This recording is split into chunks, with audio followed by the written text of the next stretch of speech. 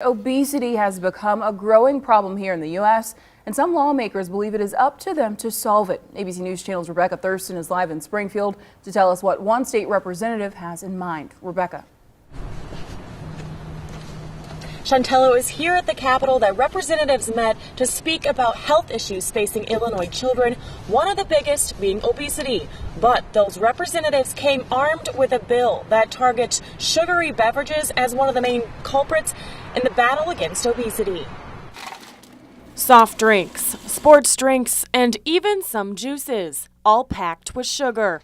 And excessive consumption can lead to obesity. Right now, 10% of our calories come from sugar-sweetened beverages. Some schools make it their mission to teach kids to pay attention to what they're putting in their bodies. I teach them about how much sugar they should really have per day and let them decide what they want to spend their time on. I let them do some research and find some things that were sugar shockers that were like their day's worth of sugar or more. But there are some lawmakers who feel it's their duty to step in. I think that what we have to do is really encourage people to make the right choices.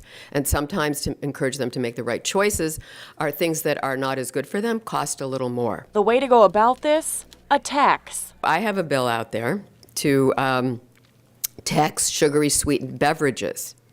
And in that case, it would be an excise tax, so the price increase would show up on the shelf.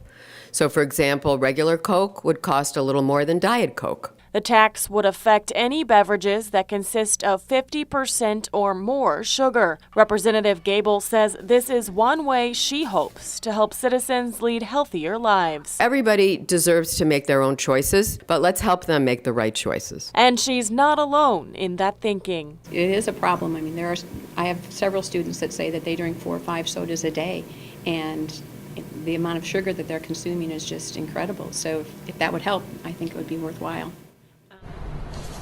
Wellness instructor Mrs. Ebner teaches her students to make better choices when it comes to sugary drinks. Some tips include limiting the number of times you indulge, sharing your drink, and especially if you're just thirsty, make sure to grab a glass of water instead. Live at the Capitol, Rebekah Thurston, ABC News Channel.